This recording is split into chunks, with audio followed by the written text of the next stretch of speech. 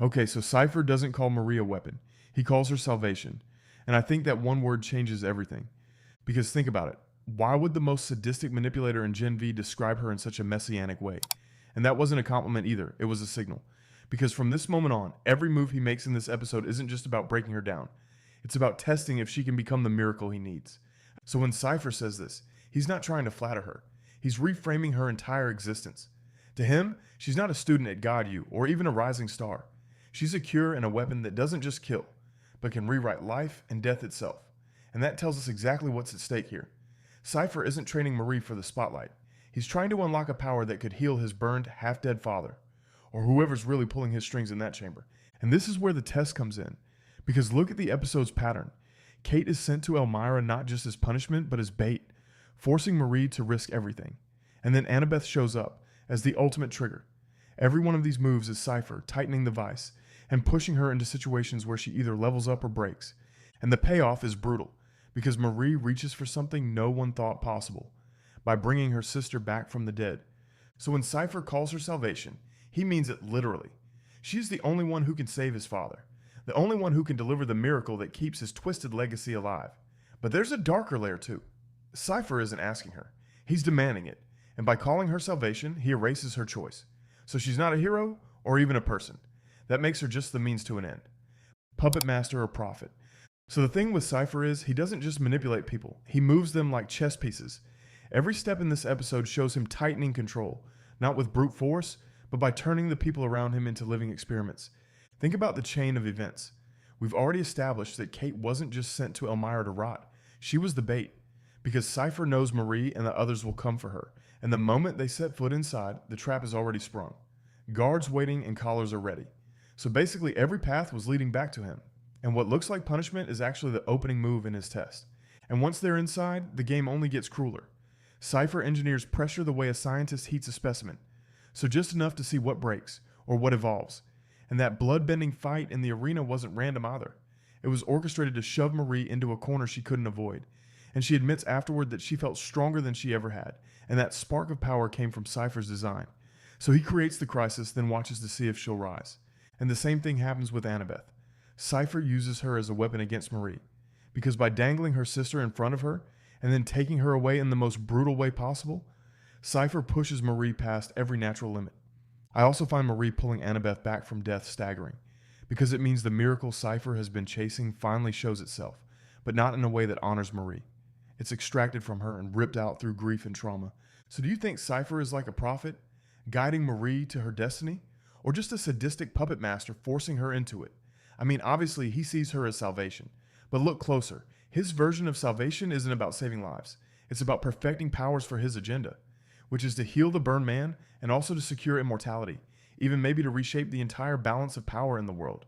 And I think Cipher is a lot of things, but he admires strength and obviously despises weakness. He mocks Jordan for being easy to control, and he dismisses anyone who fails to meet his bar. But when Marie finally does the impossible, his language shifts. She's no longer just another kid at God U, she's the breakthrough. That's why this salvation talk is so sinister.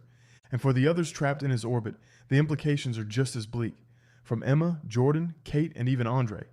None of them are more than tools in his trial by fire. Even letting them think they're escaping Elmira was part of the design, more like a fake win to test their limits. So every victory, every failure, just feeds his theory that pressure creates power. And that leaves us with the darkest contradiction yet. If Marie is really his salvation, then every horrific thing he's done to her is, in his mind, justified, which means the worst may not be behind her. It's only the beginning of the test, the burned man's shadow. Cipher's obsession with Marie already feels twisted. But what if it's not even really his obsession? What if the voice calling her salvation doesn't belong to him at all? The cracks start showing in small ways. Jordan, after being mind-controlled, describes something chilling. They could feel Cipher's constant pain. Not dominance or triumph, but pain. That detail doesn't line up with the swaggering manipulator we see on the surface. It suggests there's another consciousness buried inside, and it's one Cipher can't silence. Then there's the scene with Polarity. Blood pouring out, and he doesn't even flinch. There's no reaction or pain. And if he can't feel his own body, maybe it's not really his body anymore. Maybe he's just a vessel. So this is where the shadow of the burned man looms over everything. Locked away in that chamber, scarred and dependent. but with a telepathic reach powerful enough to bend Cipher like a puppet. Multiple sources point in this direction. Cipher might not be the master at all, but the mask. The real mind could be the one gasping behind an iron lung, clinging to life and using Cipher to act in his place. And if that's true, the word salvation takes on a new meaning. Cipher doesn't need saving. The burned man does.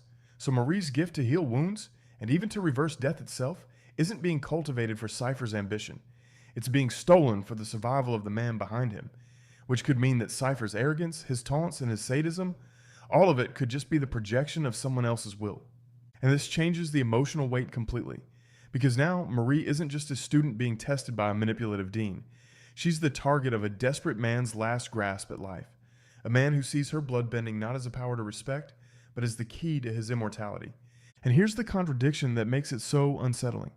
Cipher calls Marie salvation, but salvation for who? For the puppet we see walking the halls of God, you? Or for the burned figure hiding in the shadows, feeding off his body, his choices, and his cruelty? That uncertainty leaves Marie in an even tighter bind. If she fights Cipher, she may not even be facing the true enemy. But if she resists him, she may be resisting a voice that doesn't belong to him at all. The resurrection test. I think Annabeth's return isn't just a twist. It's more of the centerpiece of Cipher's entire plan. Because when Marie rushes to save her sister, what looks like a rescue mission turns into something far more disturbing. Cipher sets the stage so that the only way forward is for Marie to confront the unthinkable.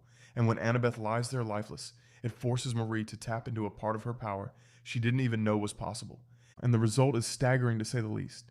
Marie doesn't just stop the bleeding, and she doesn't just heal a wound. She reverses death itself. She pulls Annabeth back from the brink, proving that her control over blood isn't about destruction at all. It's about rewriting life itself. This is the quote-unquote miracle Cipher's been chasing. Every trap, every cruel choice, dragging the kids into Elmira, turning Kate into bait, and tormenting Jordan. It all builds to this single moment. Annabeth's death was engineered, and it wasn't accidental, because only through that level of loss could Cipher force Marie to unlock the final layer of her ability. And here's where the word salvation stops being metaphorical. To Cipher, Marie is literally salvation. Salvation from decay and from mortality. And if she can bring Annabeth back, then it means she can restore the burned man in the chamber and erase death's finality. That's why Cipher pushes her past every natural limit, not for her own growth or for the team's survival, but to prove that she can achieve the one thing no soup has ever done. But there's a cruelty here that makes the triumph hollow. Marie's miracle isn't celebrated, it's stolen from her. The first time she reaches this godlike potential, it's because Cipher engineered her grief by ripping her open and forcing her to bleed power from her own trauma. Her sister's body becomes the experiment, and her pain becomes the lever. So for Cipher, this isn't just another step in Marie's training. This is the proof he's been waiting for. Proof that salvation isn't an idea anymore. It's a power, and it's in his hands. If he can keep control of her long enough to use it. Sage's master plan. Cipher calling Marie salvation is haunting enough. But when Sister Sage steps in, it becomes something bigger. Something that feels less like obsession and more like a blueprint for a new world. Sage doesn't see Marie as just another student. She calls her the key to giving them everything they want. And that's where Cipher's personal fixation and Sage's grand strategy collide. Because unlike Cipher, who frames Marie's power in terms of control and testing, Sage thinks in systems. She always has. She's the one who joined Homelander and the boys because she believed democracies collapse on their own, and she only needed to nudge them. She's also the one who hides her intellect behind street clothes while orchestrating entire regimes. So when Sage looks at Marie, it's not just about proving a point or pulling strings. It's about her own survival, and maybe humanity's, but on her own terms. And I think there could be so many motives. Maybe she wants to cure herself, or to extend her life beyond the limits of biology. Maybe she sees Marie as the way to purge weakness from the species entirely, and to push humanity into a new, stronger form. Whatever the details, the through line is clear. Marie's powers are not just a weapon to them. They're the foundation of a new order. And that makes her role even more dangerous. Because Cipher's cruelty feels personal and sadistic. Sage's ambition, on the other hand, feels inevitable. And if she and Cipher can harness Marie, then they don't just save the burned man. They secure their own godhood. And as a result, they create a future where the weak are erased, the strong endure, and Marie's blood becomes the tool that rewrites the laws of life and death. And this is also what ties back to Sage's philosophy. She's always believed the world humans built was fragile, flawed, and destined to collapse. So with Marie in her grasp, she doesn't have to watch it crumble. She can rebuild it. And Cipher's salvation language suddenly feels smaller in comparison. Because to him, she's the miracle that can heal his father. But as Sage, She's the miracle that can heal the species. What makes her more dangerous than Homelander? Even Cipher spells it out himself. Once Homelander learns what Marie can really do, he's going to have feelings. And in Homelander's world, that's not admiration. It's fear, or even rage. And it's the instinct to eliminate any rival before they can rise. Because Marie isn't like the others. She doesn't just fight harder or blow things up bigger. She can heal and resurrect. And of course she can bloodbend too, and that makes her more than a threat to Homelander's ego. It makes her a rival to his mythology. So think about what that means. Homelander has always ruled through fear. His power is destruction, pure and simple. But Marie represents the opposite. Her power is creation, restoration, and control at the most intimate level, which is the blood in your veins and the life you hold on to. So in the wrong hands, that kind of gift doesn't make her a savior. It makes her the ultimate weapon. So is Marie the cure for the world, or is she just the perfect weapon for someone else's dream, destined to be twisted into another tool of control? Let me know what you think in the comments. Be sure to like and subscribe. Thanks for watching, and I'll catch you in the next one.